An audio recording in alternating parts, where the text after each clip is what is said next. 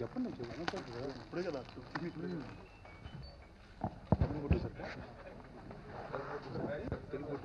ఇస్తారు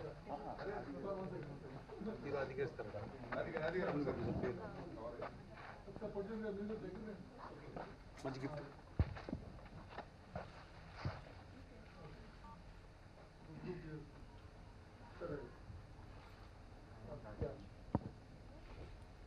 సో అలానే ఇప్పుడు హీరో ఆది గారు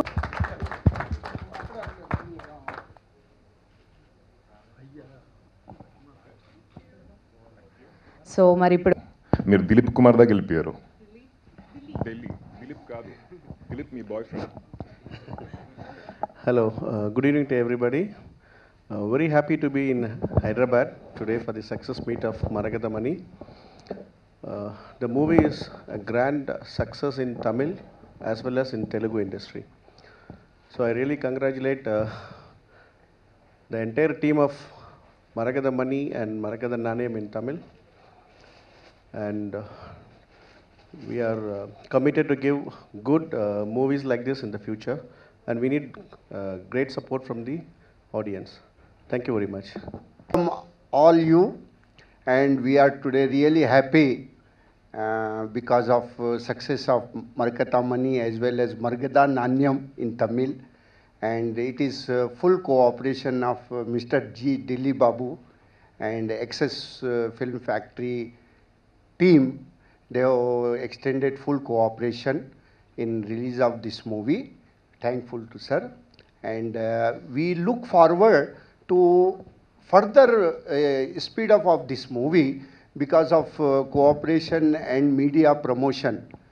So your blessing should be there, and I expect this should the speed of the success should be double in coming week. Thank you. Andariki namaskaram.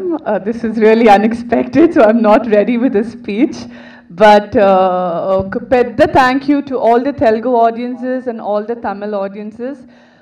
This movie is a proof that our audiences always encourage good cinema and good concept-related cinema. So a very big thank you to my entire team and to all the audiences. Thank you.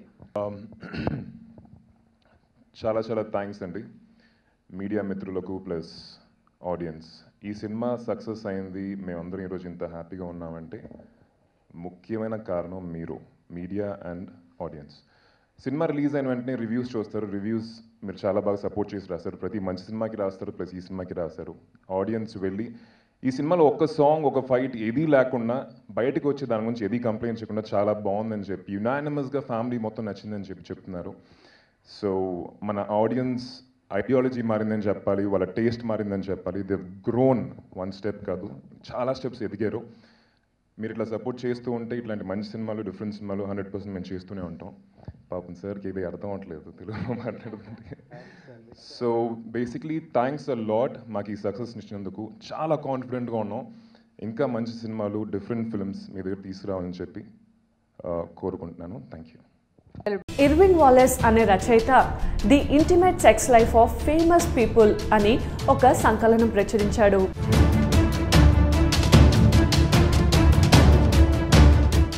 Fetish అంటే నగ్నంగా నిద్రించడం అనే విభాగం కింద గాంధీ పేరు కనబడుతుంది.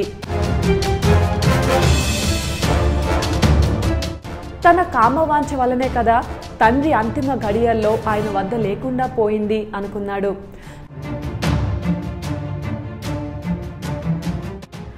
గాంధీ బ్రహ్మచర్య ప్రయోగాల గురించి అర్థం చేసుకోవాలంటే సెక్స్ గురించి గాంధీ అభిప్రాయం తెలుసుకోవాలి.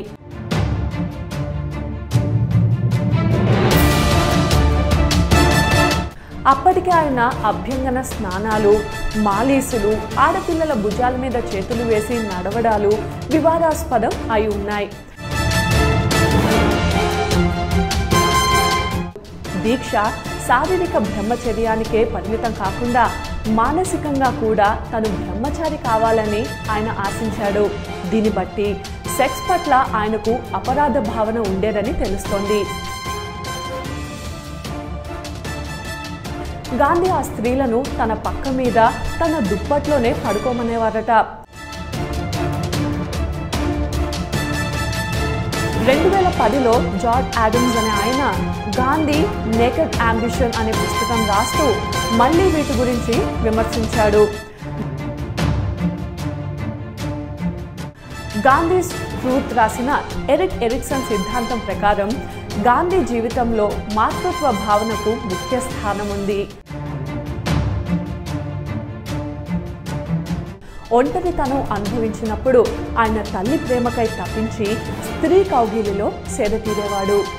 నౌఖాళీ పర్యటన తర్వాత నుంచి క్రమం తప్పకుండా ఆయన పక్కనే లంగా జాకెట్ వేసుకొని పక్కనే పడుకునేది.